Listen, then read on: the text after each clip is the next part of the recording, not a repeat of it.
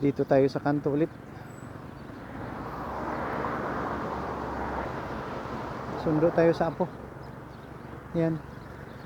Medyo hindi masyado malamig. Maliwanag yung araw sa paligid. Yeah, dito na naman tayo sa ating vlog spot. Vlog spot, gawin natin lahat para magkaintindihan tayo. Hindi naman ako ibang tao, kaibigan niyo ako eh. Habang dito tayo, wala naman tayong ginagawa eh. Yung ating ginagawa ano lang eh, apostolic job, pasundo-sundo sa Apo. Pasalamat tayo na buhay tayo kahit pa paano, healthy tayo. Yan, malamig ang hangin ha. Malamig ang hangin. Baliktarin muna natin yung camera kasi yung hangin pag tumama sa mukha napakalamig. Canada to ha. Malusog na katawan sa lahat at magandang oras diyan sa Pilipinas at sa magandang oras din sa buong mundo kung anong oras kayo naka-open ito. Tagalog lang muna para straight to the point. Ano lang tayo, may mahalagang mensahe, no? Marami nang nanonood sa atin at regular silang nag-open ng aking YouTube channel, pati Facebook ko hinahanap na nila eh. Marami nagpapadala kung anong idea ko daw sa ganito, mga daming topic eh. Mayroon doon mga atheist nagpapadala na ng message. Well, sabihin ko sa inyo, wala akong special order, wala akong special address. Ang sa akin lang, basta anak ko ng Diyos. I am a child of God. I believe in the Holy Bible, and I believe Jesus Christ was the human flesh by God, no? Kasi yan ang paniwala ng nakakatanda o yung pinaka luma na paniwala.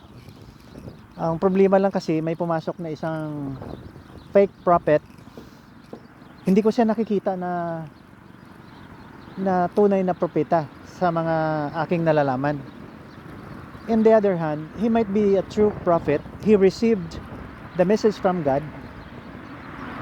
Pero iba ang pakay niya ha. Naging wild ang propetang to. Ang sinasabi na last and final prophet. Yan. Peace be with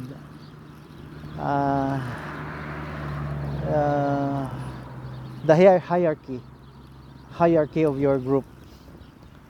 Well, to be fair, baka hindi niya ginagawa yon, hindi sa wild. He received the message, nagpakatotoo siya. Kaya lang nung sumunod sa kanya, sumulat ang historian. Ang mga scholars niya, mali ang sinusulat eh. Kawawa naman tong final prophet natin. Kawawa, galing lulo natin yan, galing sa Saudi. Kaya nagkawatak-watak yung mga anak ni Abraham. Sorry, kasi yun lang ang gusto ko sana. Habang nandito pa ako na I can still be able to talk to you, I can still look around and appreciate the creation of God. Ito Canada progressive sila. Kaya we must be thankful that God created this world for us to live peacefully with freedom and human rights. Pag may nakikita kang religion na isang grupo na may subjugation, may pang-aapi ng mga babae, may mga hayop na laman, mahayop sa laman, at saka ang pinaka-worst yung nag-introduce sila ng sanctification for killing Christians and Jews. Mali yun. Kahit na ano pang pinagmulan nun, ano pang dahilan. Maraming dahilan yan. But go back to the history. Go back to the pinaka puno ng ating sibilisasyon.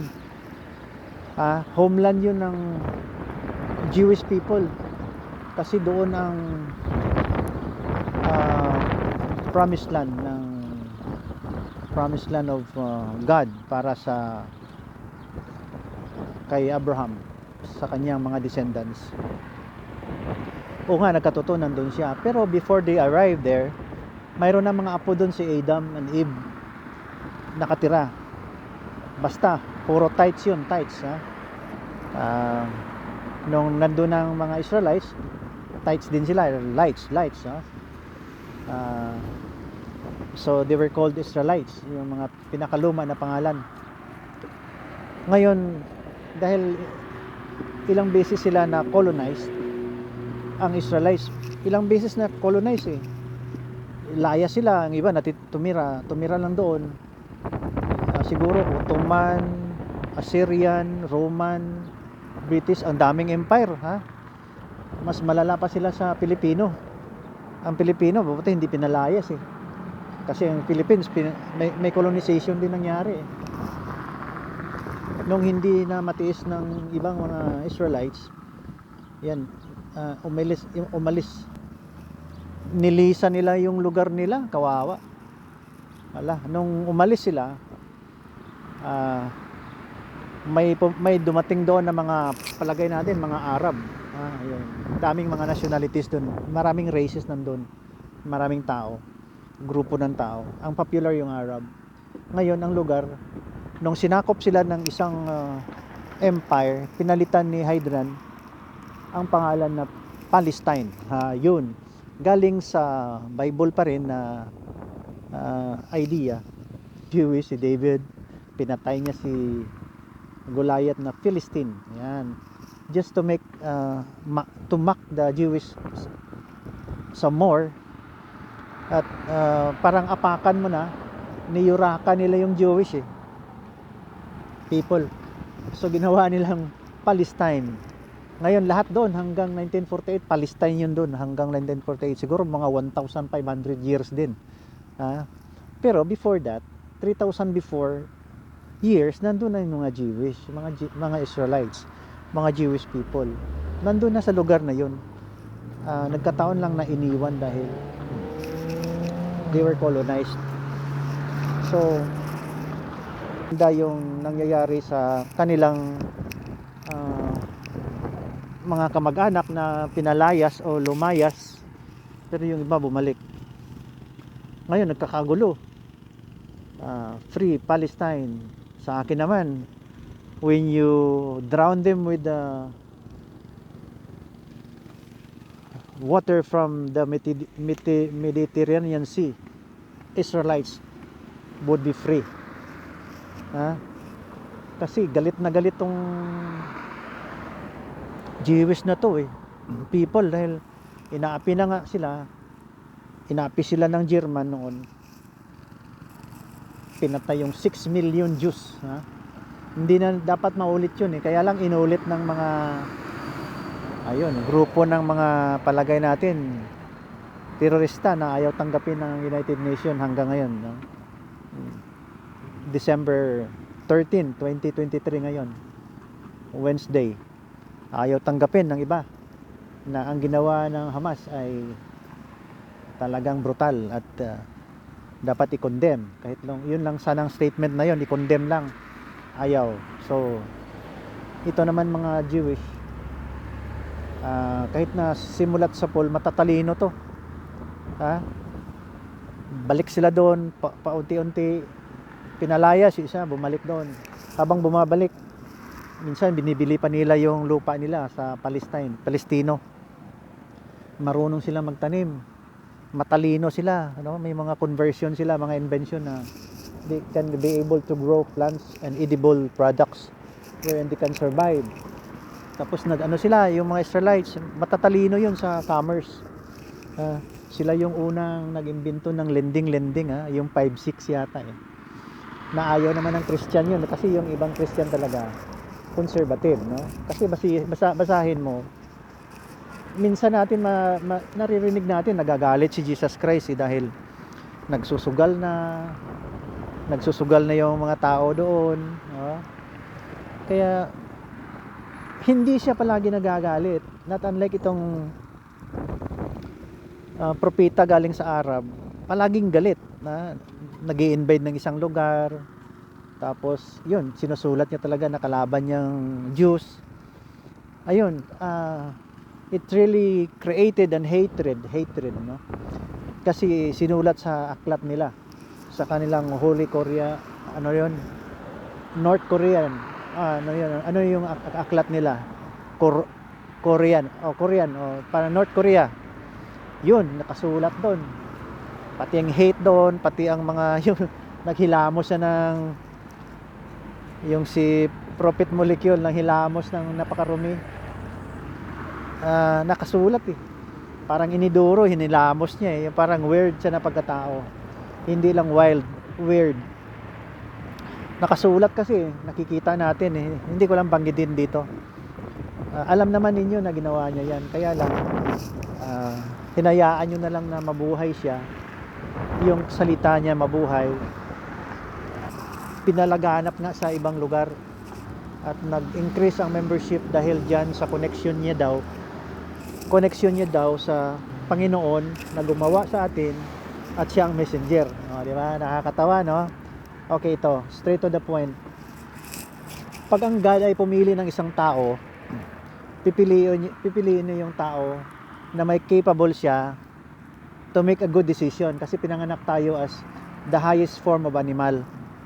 Ngayon, pag highest form of animal ka, you have the discernment what is good and what is bad. Especially, ang God nagpapakita yan sa pamamaraan ng theophany. Natanggap yan ni Adam at saka mga prophets. Abraham. Ngayon, mga later day saints, mga si Jim Jones sa Guyana Massacre. Sila, yun, sa Pilipinas, mayroon dun sa Mindanao. Ngayon, nagpapakita yung God through lights, through any dream. Parang ginigising ka ng Panginoon. Gigisingin ka. Siya ay nagpahiwatig na siya ay totoo. God exists. God created us. Yan. Ngayon, yung iba nakatanggap, ayun, iba ang pakay, no? Parang lumaki ang, kung sa Bisaya pa, no? Na lumaki ang atay, nagdako ang atay. Nagdamol ang guya. Ayan. Stories about themselves. They elevated themselves. Na hindi sukat akalain na hindi nila nakalimutan nila na may message nga ang God. Pero hindi sila nagtupad, naging humble, Kaya kay Jesus Christ talaga ako eh. Pag nakikinig ako, maliit pa ako, believe ako sa ugali ni Jesus Christ. Kaya sinusundan ko yung yapak niya. Ngayon, wala yun, na disown yun ng grupo yung prophet na last and final prophet dahil may vested interest. Sayang. Lumaki ang grupo, nagkagulo na tuloy dahil dyan sa selfishness na ginawa ng mga tao na supposed to be prophet na messenger to God. Akalain mo sisigaw ka pa na papatayin mo yung inosente, tapos sisigaw ka pa ng alak mo dibar. Parang lasing, no? Alak dibar. So hindi maganda. Kaya nandito tayo. Please lang, pag walang sumunod sa akin dito, mahihirapan tayo. Dapat maraming sumunod ngayon. Yung nakaka-observe na sa mga sinasabi ko, balik tayo sa Holy Bible. Sundin natin ang yapak ni Jesus Christ. At saka i-claim mo na child of God ka na. Huwag nang patumpik-tumpik pa kasi hindi mawawala ang gulo habang may hate sa puso ng tao. Yan. Sa kay Jesus Christ, ibang-iba talaga. Talagang idol ko siya. He is the very example of a good person, a humble person. Ang ganda niyan pag napakinggan mo, just humble down. Listen to the message of the pastors, the preachers. Marami diyan sa mga preaching ni Billy Graham. Anak ni Billy Graham, si Pastor Reverend David Jeremiah, Sa Philippines may Peter may Peter Tansi. May Peter Tansi tayo. Pastor Peter Tansi. Sa Davao mayroon tayong Arnel Tan sa Baptist Church. Peter Tansi pala sa Manila yan eh. Pwede yan, live, naka-live yan siya. Sa Christ Commission Fellowship sa Surala, South Cotabato, marami diyan, may mga Pastor Servisa, Pastor Galyasa sa Surala, at marami diyan, maraming magagaling diyan. Maraming magagaling na preacher. Yan, humble down lang tayo, huwag tayong sabihin may Diyos ka, may alak ka, alak nyo bar, yabang-yabang, no? Tapos pasigaw-sigaw ka pa at kayo ang tunay na religion, pero hayop ang dating. Huwag kayong magyabang. Itong buhay natin hindi ito tatagal eh. Kung hindi kayo takot mamatay, mas lalo kami, di ba? Pero yabangan na yan. Yung sa akin lang, yung lahat-lahat gusto ng tahimik, no? Itong lugar na to, tingnan mo. Yan, tahimik yan. Walang titira dito pag may gulo eh. Yan, walang titira dito. Kaya man minsan iniisip ko, bakit mahirap ang countries ng ang iba? Makaramihan na mga mga molecules. Yan, mahirap. Dahil hostile sila sa yung mga kapitbahay nila kasi parang angat sila sa tingin nila. Angat sila masyado. They don't really appreciate yung mga Christians kasi hindi daw totoo ang Christian. Mas lalong hindi kayo totoo kasi nakikita ko upon my discernment, mayroon kayong sinasabing parang undue treatment. May disadvantage yung treatment nyo sa mga hindi molecules na katulad nyo. Kaya ito request lang kasi wala na tayong oras eh. Darating na yung bus. Nandyan na yung Sudanese na magsusundo ng kanyang anak kasama ng aking apo. Yan. So yun lang gagawin natin. Magkaintindihan tayo. I-renounce nyo yung i-delete nyo yung part na hindi maganda sa aklat nyo. Maniwala kayo sa Kristo. Nakikita ko kasi ang galing-galing ng Bible eh. Kung hindi sa Bible yata, hindi rin ako ganito eh. Wala akong ibang request sa inyo. Kayo din, gagawa din kayo ng message para sa buong mundo. Walang titira dito, tingnan mo. Walang titira nilang hostile yung kapitbahay nila. Alam mo, ang pangit-pangit kasi na ayaw ko kasi na may discrimination. Pag may kapitbahay tayo na ganyan, walang halos titira, umaalis. Dahil molecule yung kapitbahay nila, kawawa naman. Ang bait-bait ng ating nandyan. Ang bait-bait ng ating mga kaibigan na iba. Ang dami nila. 1.2 billion. Ang 1 billion yan, mabait yan. Andito na yung bus. Yeah.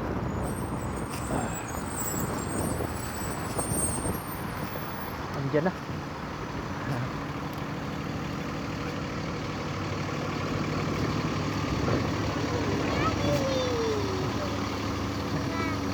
Hi. Okay. What's that? It's a mini backpack. Wow. Who give you that? Huh? Hi. Hello. Somebody gave it to you? Huh? Okay. What's the for? Yeah, purse. Yeah. It's a mini backpack. Did you exchange gift? Huh? Yeah. Okay. Yeah. Did you have a Christmas party? Not yet. No, I just got it from the gift store. Did you buy? Oh yeah? How much? It was just $12, but I got it. But I they were gonna give it to me on Thursday, but they gave it to me today. Oh yeah. Okay. You like that? You like it? And then what's supposed to be put in here there inside? There's a mini book. Ah, okay. Colored pencil. Okay. Yeah. Yeah, okay.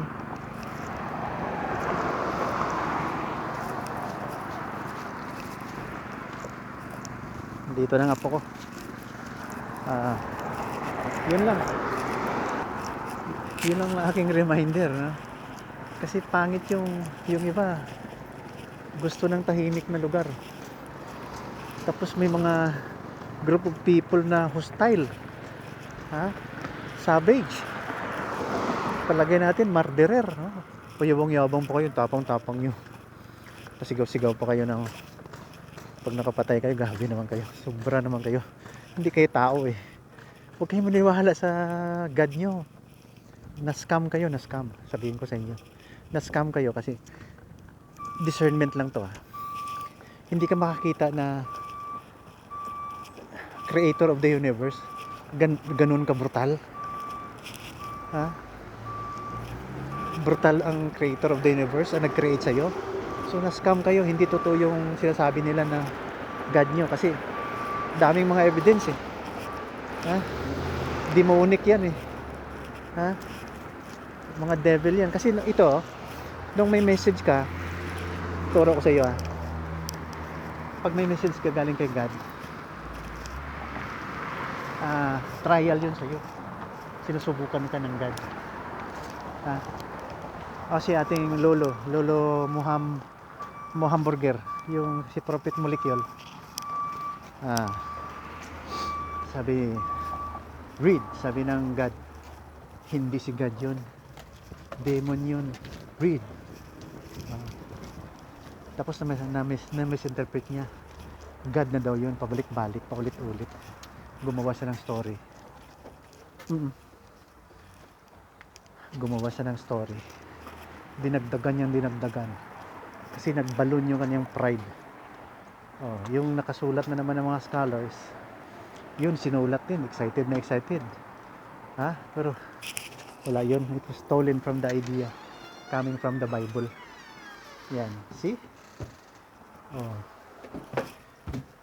Kinukopya-kopya lang yun. Pati ang lugar ng Jewish people, stolen by them. Yan. Saka yung mga prophets,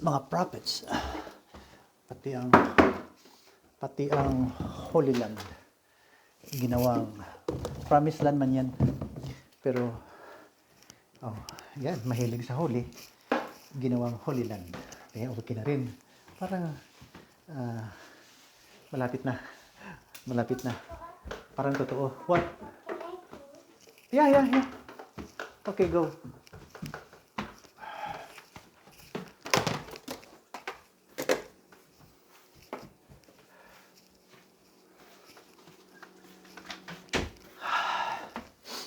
Yun. Kung sa Tagalog pa, ang mga membro nila tinamaan ng lintik. Na-scam yan. Kaya ako paulit-ulit kong sinasabi, kung pwede tulungan nyo nga ako upang iparating ang ganitong idea, no? Alam mo, pag walang ibang tao na mag nito gagawa, mahirapan tayong i-correct yung mga mali na ginawa ng mga author ng libro. Ha? Yung mga author ng libro na gumawa niyan. Mahirap yan bawiin eh kasi inumpisahan na nga eh. Yan. Inumpisahan na. Dumami ang membro dahil marami nga ang na-scam. Kaya magulo. Nagkagulo tuloy dahil naniwala sa peking propeta. Ako naniniwala ako kasi nung una, bakit dumami? Ngayon, so sa experience natin, may ginawa siyang hindi maganda. Dapat kasi pag nakatanggap ka ng theophany, the actual presence of God, yung nagpaparamdam siya, i-discern mo. Huwag ka masyadong kaagad na tumalon sa balon. Take a small step muna. Bahala na, ilang years. Take a small step. Kasi pag nag-dive ka, you might be drowned. Malunod ka. When you test a pool, water pool, you should test it by a small step. Do not dive right away. Kasi pag nag-dive ka, baka malunod ka. Yan. Kasi pag nakatanggap kasi yung isang tao ng theophany, excited na.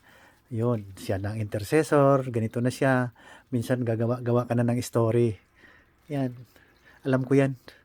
Gagawa ka ng story.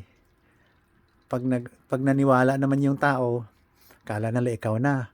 Yun, sinubrahan mo na kasi excited ka na marami ka ng followers. Pabalik-balik ka na sa langit. Then, blah blah blah. Kung sa Bisaya, pataka-taka ka nagsulti. Ganun.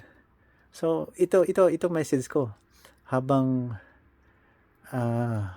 buhay pa tayo, ayusin natin yung ating mundo. Ayusin natin. Nakasalala ito sa atin. This world is not ours. This world is for the children. Kaya nandito ako nagsasalita. Siguro pagdating ko sa Philippines, hindi na ako magsasalita. Dahil, 50 years na ako tumahimik eh. 65 na ako ngayong December eh. Okay. 50 years ako na halos hindi ko pinapansin ang mga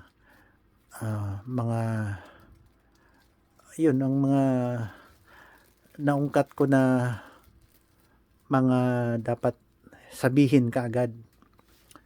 No? Kasi pag mayroon kang nalalaman, ibig sabihin niyan, you have to share. But sabi ko hindi kasi ako na tao sensitive. Hindi ko masyado yan gusto dahil mabuti pang nandun na lang ako sa mundo. Ayun, nakaranas ng bisyo. Lahat-lahat naging isip bata tayo.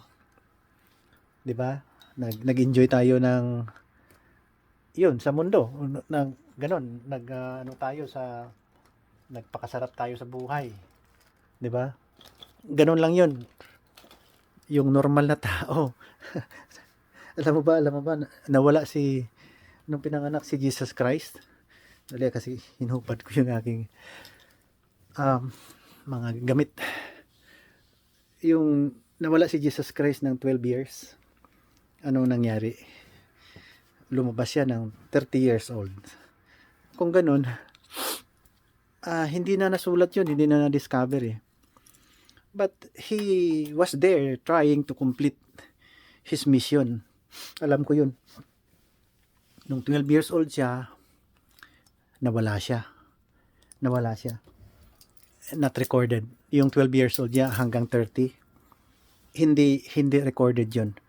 So, we cannot find him anywhere, but alam ko, he was trying to complete his mission,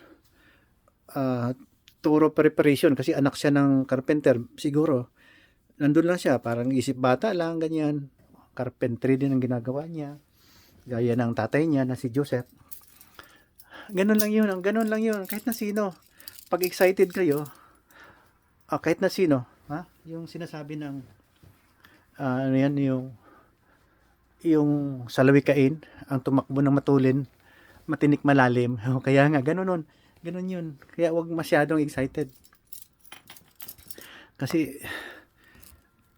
pag may nalalaman ka, wag ka masyadong magyabang. Tahimik ka lang. Hayaan mo lang ma-i-reveal ang lahat. God will give you the time frame to explain about what you learn, ano? Basta ito, I'm doing this for the glory of God. Yun lang. Wala tayong sinasabi ko. Wala tayong isang sinasabi na agimat o special person o special duty. Yung sa akin lang, sayang naman, mayroon tayong nalalaman. So I'll be sharing this to you para kayo na naman ang bahala na we need to unite this world. Kasi kawawa yung mga peace loving na tao. Doon sa Netherlands, hanggang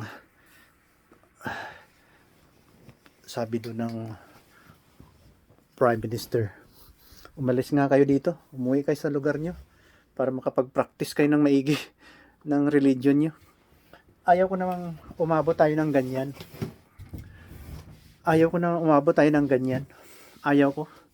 Kasi hindi yan dapat. Pero kung talagang malala na yung ginagawa ng mga tao na hindi talaga compatible ang religion na yan, so dapat umalis na lang, di ba?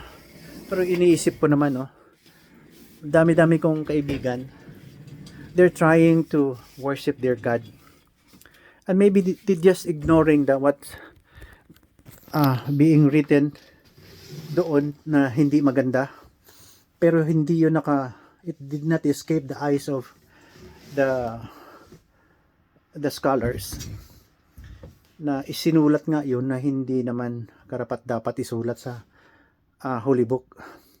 Kaya nandito tayo para baguhin, di ba? Kasi sa Iran maraming nominal, maraming Christian, pero persecuted. So ang pakay ng 98% na ang ganyan, although they know na mayroon malupit sa treatment sa mga babae, ang dami nilang mga dami nilang mga paniwala na kunwari tama. They're trying to be yung holy. They're trying to be good to please their God, but daming hindi gumagawa ng tama. Ang ngayon naman, ang yung iba, gusto nang sanang makihalo na lang sa peace loving people of the world. They have no choice kasi yung religion na ibigay na kanilang tatay, nanay sa family. So ganun. Takip-takipan ng mukha, pero tumitingin din sa iba. Parang ganun. Ayaw nilang makita yung mukha ng kanilang asawa, pero sila naman tingin-tingin sa iba, di ba? God knows. Yan, God knows who does not look at other girls, di ba? Kunwari may God ka pero traitor ka. So ganun lang. Wala akong ibang pakay, ha. Gusto ko lang na mayabot itong message. Kung sino man na nanonood nito, salamat. Ang alam ko, marami na mga group of people na pinapanood dito. Sa akin, pag na-review ko ito, nag-earphone lang ako. Yan, para medyo marinig ko lahat ang sinasabi ko. Ganun. Kung minsan, kasi mamimiss ko naman yung mga vlog ko 2010 hanggang 2011, 2012. Pinapakinggan ko yun. The same topic. Matagal ko na itong ginagawa. Kahit naliligo ako sa dagat. Kasi ganda-ganda ng dagat doon sa Sarangani. Lalong-lalo. Sarangani Bay, doon sa Glan. Lalong-lalo sa Boracay. Hindi maiwasan .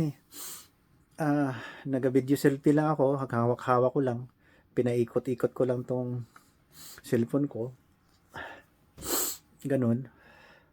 At yun, TikTok, yung I'm taking a talk, yung TikTok vlog. Nire-record ko. The same yung aking mga topic. Ngayon, naging malala dahil bumalik ang Holocaust Junior. Alam mo, matatalino yung Jewish people eh.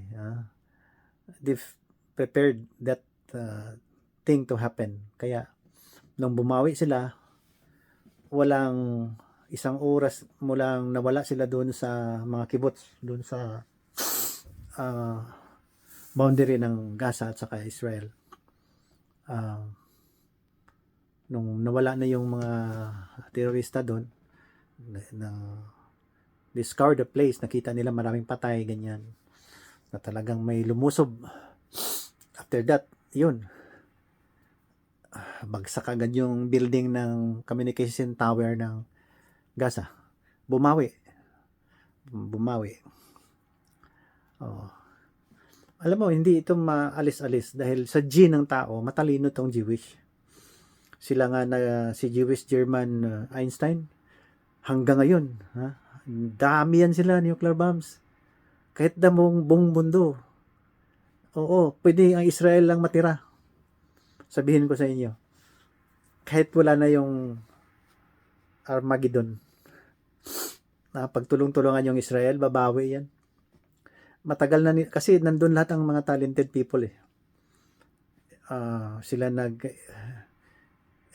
ng mga polio vaccine, kaya nawala yung mga napipilay na tao. Sila yung YouTube, sila din eh. Jewish din yan eh. Facebook, Jewish din yan. Yung laser, yung mga pag napunta ka ng mall, yung mga click na ilaw, yan, sila sila nag-imbento. Ngayon, sinunda nila ng Iron Dome, laser lang yan. You want to eat? Can I have you some? Yeah, you use your cell phone there, underneath. There. Underneath the floor. Why? Because I'm charging it there during night time. There, here. Come here, there. The other side, okay.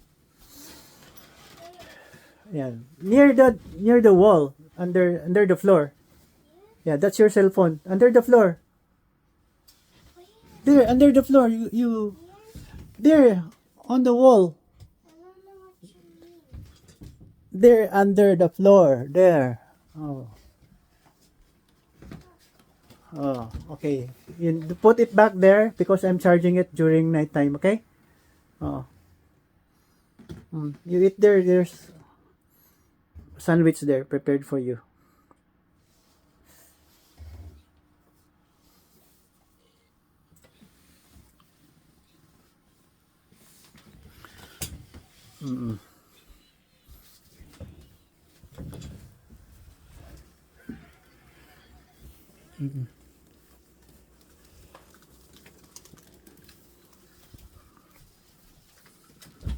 Kawawa tong apo natin, no? Mga anak natin. Pag hindi natin na-disiplina maaga pa. Kaya nandito tayo mga adult para sa kanila. Kawawa yung future generation natin pag magulo eh. Kaya hindi naman ako nandito para magyabang. Wala. I am nobody. Kaya ito, sundin nyo lang ako. Iba ko kung may susunod sa akin na mga ganitong ginagawa. Oh, yeah. Can you give me What? You hi to the people. Hi. Oh, a lot of them are watching us. What would you want me to do? What would you want me to do? can I have cornflakes? I don't know how to prepare that. Only sandwich. I want cornflakes. Wait. Ngayon, sabihin natin, nandyan yung mga Jewish, may mga invention. pacemaker, ang pacemaker, yung nilalagay sa heart para gumana yung puso ng tao. Yan, Jewish din yun eh. Oh. Pati yung ang dami nila mga technologies, marunong talaga ito sila. They tried to go to the moon, kaya lang medyo bumagsak, no? Kaya itong sa science, ang karamihan na naririnig ko, punta ka ng Israel dahil advanced doon sa medicine. Ito naman, kaya medyo magulo sila dyan dahil nandyan yung Dead Sea. Yung Dead Sea, daming salt, diba? Rich in potassium, urea, ayan. Ginagawa nilang fertilizer at saka bomba. Kaya nag-aagawan sila dyan. Padedo-dedo lang yung dagat dyan, pero maraming source na maganda at hindi maganda. So, ganito na lang.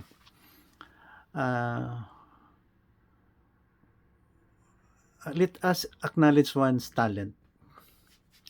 Share our wisdom. Establish peace. Promote peace. And live with freedom, democracy, and practice human rights.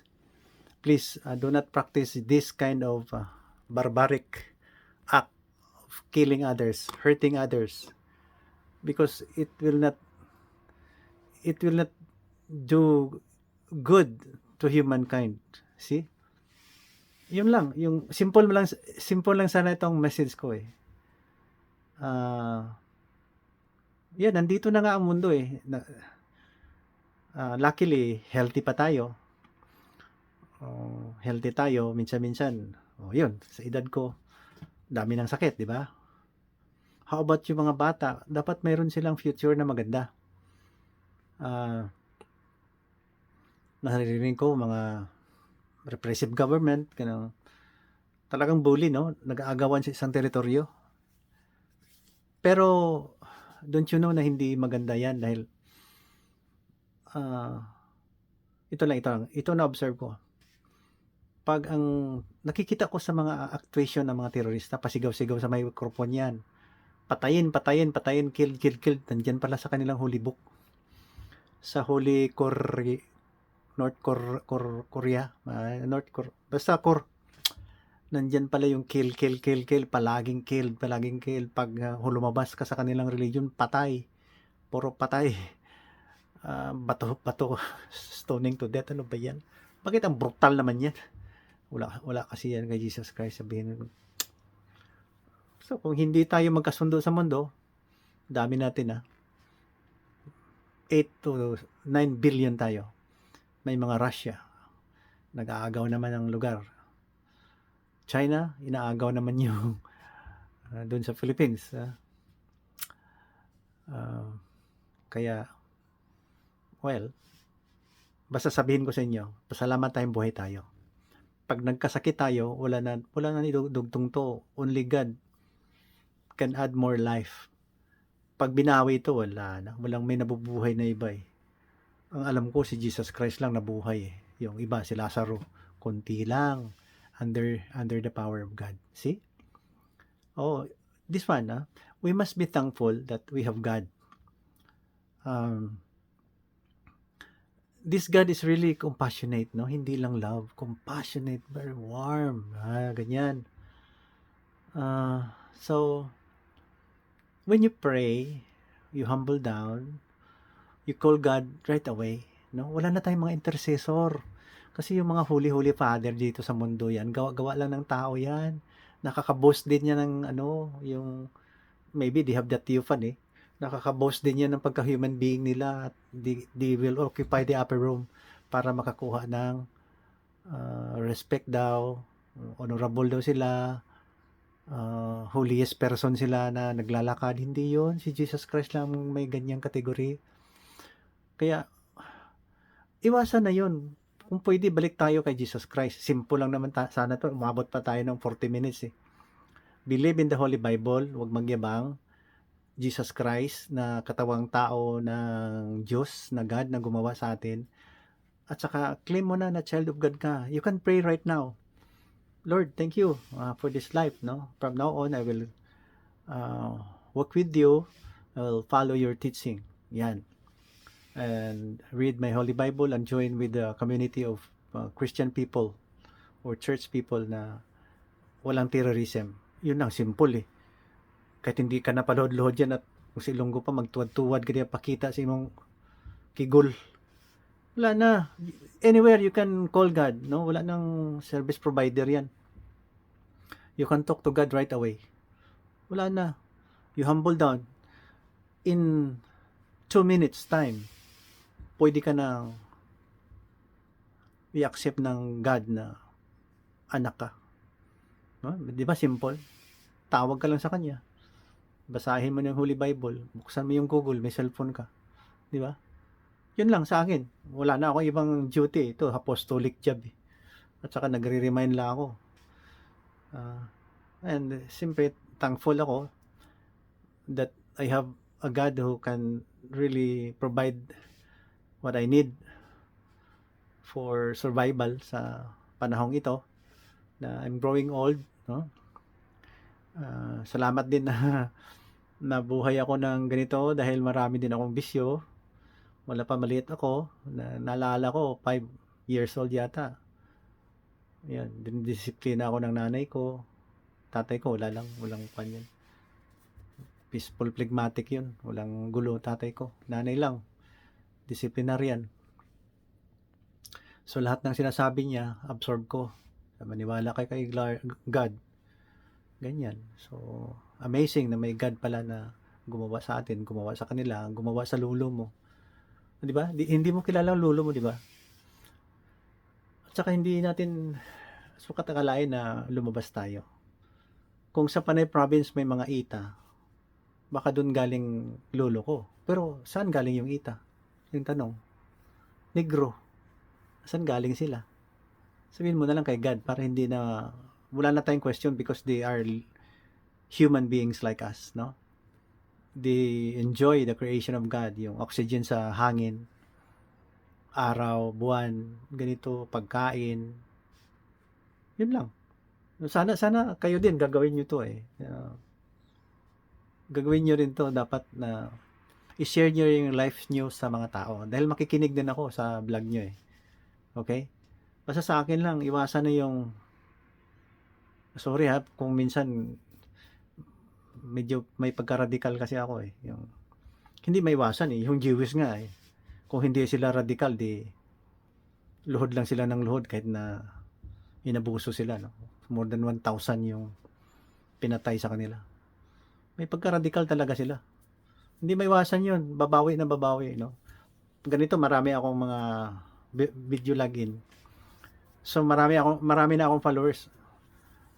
More than 3,000 yata. 2 YouTube channels to eh.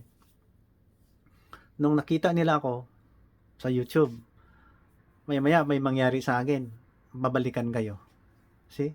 So hindi yan mawawala ang revenge. 'Di ba? Hindi mawawala yan ng tao. Hahanap ng paraan yan.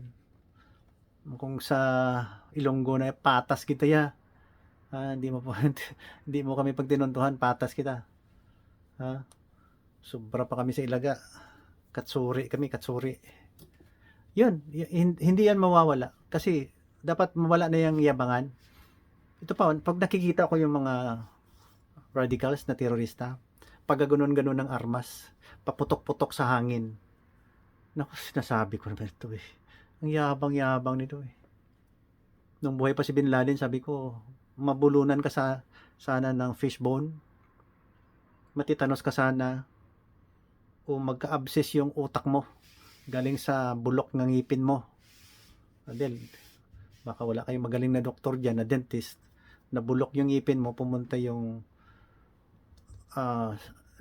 yung pus cells sa utak. So nagka meningitis ka or something, brain abscess. Yun lang, sa tahimik ko lang, tinitingnan ko sila ang tapang-tapang, yabang-yabang. Instead na they would praise God with all their hearts, without doing anything, just praise God, sing gospel praises. Yun, armas, utak pulbura. Ang yabang. Ay, yung magkapatid doon sa Mindanao, yung Marawi Seeds. Nung buhay pa sila, nakikita ko eh. Yabang naman ito. Sabi nung isa, dito ako pupwesto para paglabas ng military, bang bang bang bang bang bang, 5 kaagad ang patay. Yabang naman ito. Utak pulbura. Isa Catholic school naman yun galing eh. Na radicalize lang ng ISIS. Ano ba yan? So, ano bang gusto nyo? Popular kayo sa pinaka brutal na lugar? Yung Somali, yung Yemen, yung may mga Houthis rebellion, yung ito pa Hamas. Oh, sinong tourist magpunta diyan sa inyo, 'di ba? Mahihirap yung lugar na 'yan, maraming terorista. Pag maraming terorista, walang turista. So, nako. Pag nabasa 'yan ng mga tourist, punta tayong Philippines, bla bla bla bla bla, Luzon. Wag yan sa Mindanao, dito lang na tayo Boracay. Pera na sana ng Mindanao yun. Alam mo, hindi pa ako nakapunta ng Sulu. Pero gusto ko yun kasi nire-research ko. Ang ganda ng kanilang mga dagat doon. Kaya lang medyo hindi naman ako sabihin na takot. Wala lang time talaga na magpunta doon. No? Hindi ko naman pipilitin na nandun talaga ako. Kaya it depends upon God. Kung doon din ako dadalhin ang aking mga yapak. Ha? Baka doon din ako tumanda. Hindi ko alam eh. I don't know. Hindi ko nga alam na punta ako Canada. I never research about Canada. I never dream of going anywhere. Sa akin, yung ano lang ibigay ng God, Lord God, mula nung aral ako, karaniwang tao lang naman yung tatay ko, nanay, ganyan, negosyante konti. Baryo lang. Tapos, pinaaral kami dito sa baryo, doon sa town, tapos doon sa city, sa kabilang town. So, di namin alam eh. So, grasya lahat ng Panginoon yun, nagbigay silang kakayahan para makapag-aral kami. Nagkagulo sa Mindanao, sabi ng parents, dito na lang siguro mo sa Cebu, kay taga-diha man sila sa Cebu, akong tatay. Dito na lang mo, kay kung mamatay mi diri sa Mindanao, buhi mo diha sa Cebu, bahala na, kay basta buhi mo diha. So, we were sent to Cebu to have our formal year college degree. Yun, napunta ko ng malapit sa boarding house. Ang landlady sabi niya may school diyan oh. Kasi ayaw ko mag-commerce eh. Ayaw ko rin ng engineering. Yung kapatid ko commerce doon sa San Carlos University eh. At saka pharmacy yung ang ate ko. 3 kami eh. Ako wala pang school. Sabi niya diyan sa Veles oh. Nung tiningnan ko ganyan. Medtech. Ito, parang okay to ah. Ayaw ko rin ng nursing. Ayan, ganyan. Bachelor of Arts, hindi ko, nakapag-aral na ako ng Bachelor of Arts eh. Ayaw ko. Ito, medtech, medyo social, sabi ko. Subukan ko kaya ito, excited na ako. Hindi, not too much excitement. Try ko lang. Yun. Nandun nga ako sa Veles. Nakita ko sa katabi, isang building lang pala sila ng Cebu Institute of Medicine. Sabi ko, Lord, salamat. Nandito na ako. Medyo okay na. Hindi na ako maghanap-hanap pa na ibang guidance counselor kung ano pang bagay sa akin. No? Salamat na may pera naman kami buwan-buwan na pinapadala ng parents. Yun nga, nag-aral lang. No? Kasi nung high school ako, mga 3 to 4 years before my graduation sa high school, may konti naman kami negosyo. Nagta-tractor ako, nagda-drive ako ng tractor doon from Barrio 5 ng Banga, pumunta sa Barrio 10 ng Surala. Mainit masyado yung farmer. Nagta-tractor ako para ayaw ko na mag-tractor kasi mainit. Si Kula yung driver ng tractor eh. Excited kasi ako na mag-farming sana. Gaya ng tatay ko. Sabi ko, ayaw ko na, mainit masyado, masakit sa ulo. Ayaw ko mainit. Mayroon akong mga intolerance sa cold. Intolerance din ako sa hot. Ayun. Sabi ko, mag-aral na lang. Buti naman nakapagtapos. Hanggat trabaho. Hanggat, yun, mag-aral pa lang, mahirap eh. Pasalamat din sa Panginoon, parang milagro na pumasa ka rin. Lalo sa board exam, pumasa hanggat another gift of God yung nakapag-training na naman ako. Ang galing ng Panginoon. Galing sa inuman. No? Siguro October pa lang nag-practice na ako mag-inom. Yung usual ko, yung student life ko pa. Doon sa Cebu, ganyan, kung saan ako mag-aral. Pag malapit ng December, practice na inom yan. Lasingan talaga. Pagdating ng December, kasi bakasyon, yan, mga barkada, mag-inuman. Hindi masyado ko nalalasing. Practice eh. Kaya nung nagtrabaho na ako, inom pa rin doon sa Norala District Hospital. Inom pa rin. Sabi ko, this is not my life. Kasi nakikita ko yung mga private doctor sa Marbel. Ang galing. Naka Ford Fiera na sila. May mga service sila. Ako, pa jeep pa lang. Sabi ko, I think this is not my life na bored na ako na nag-smoke pa ako noon. 1988, nag-smoke pa ako. Kalain mo, 1973 to 88, smoke and drinking na yun ha. Pagdating sa sa Norala, palaging inom. Sabi ko, I don't know if I can last this kind. Sabi ko, pwede ko mag-municipal health officer. Parang wala pa namang chance kasi resident physician ako sa district hospital. Tapos nandun na ang wife ko sa Marbel, sa provincial hospital. Nung lumipat ako doon, first day pa lang, pumunta ako sa chief of hospital, kay Dr. Sandig. Sabi niya, Doc, open yung anesthesia, baka gusto mo. Sabi ko, no choice, kahit na nung nandyan. Sige, samahan kita sa operating room. Diba, siyempre, ganun. Excite konti, ganyan. Hanggat nandun na kami sa operating room. Ito si Dr. Maga, no, sa anesthesia din siya. Dami-dami dun. Nandun si Daday Trio, si Jerty Pingoy, nag-oopera sila. Rafiles, nandun si Dr. Ong, daming doktor dun, mga Albanyo. Sa anesthesia. Maya dumating si Dr. Cañada galing Cebuano. Yabay, dili na lang ka sa anesthesia bay kay daghang mayo ning anesthesia ka kitara gamay rata sa surgeon. Kaya panguta naman ko ni Dr. Cañada. Yung sabi gusto nimo, ingon ako, surgery unta. Nya ayaw diha, daghan nang mayong laki. Ha?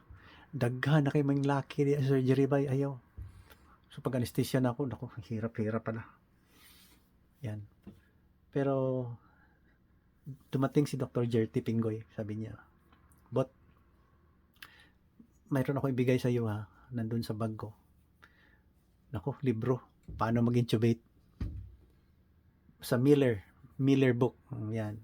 I met Dr. Miller after 20 years yata, 25, in person. Yung sumulat ng Miller book ng anesthesia. Ang galing sa Miller, pinasirox pala ni Dr. Binabasa niya, ni Dr. Jerty Pingoy. Peace be upon him.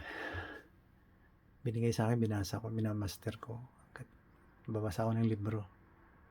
Mula noon, nang tinuro ni Dr. Jerty Pingoy hanggat nag-training talaga ako ng formal sa Davao Medical Center, hindi ako nahirapang mag-intubate ng pasyente. No fear. No apprehension. Ang galing ng technique. Tinuro ko yan sa anak ko na doktor. Yung internist, yung panganay ko. Marunong din siya mag-intubate. Siyempre hindi ko sasabihin dito, no? Baka ma-viral. Yan. So, hirap maging anesthesiologist. Mahirap. So, hindi biro. Yun. Kasali na rin yun sa experience ko na nagpapasalamat ako sa Panginoon na binigyan ako ng trabaho. Doon pa lang nahinto na yung aking pagsisigarilyo 1991 sa Marbel. Hinto na. Tapos nagpapaaral ako ng anak ko after 20 years na board exam 1991 hindi ako ng smoking.